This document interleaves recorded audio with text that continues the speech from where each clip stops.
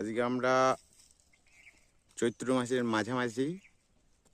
আজকে আমরা ওল বসানোর জন্য গর্ত করা হয়েছে, তো দেখে খুব ভালো লাগলো। এই যে 8 বাম আমাদের এই মাটি খুঁড়তেই বেরোচ্ছে এবং জৈব পদ্ধতিতেই এইগুলো হচ্ছে। আমরা এইগুলো 2 ফুট অন্তর অন্তর গর্ত করেছি, দেখা যাক কি হয়। ফেলছে আমার ভাই,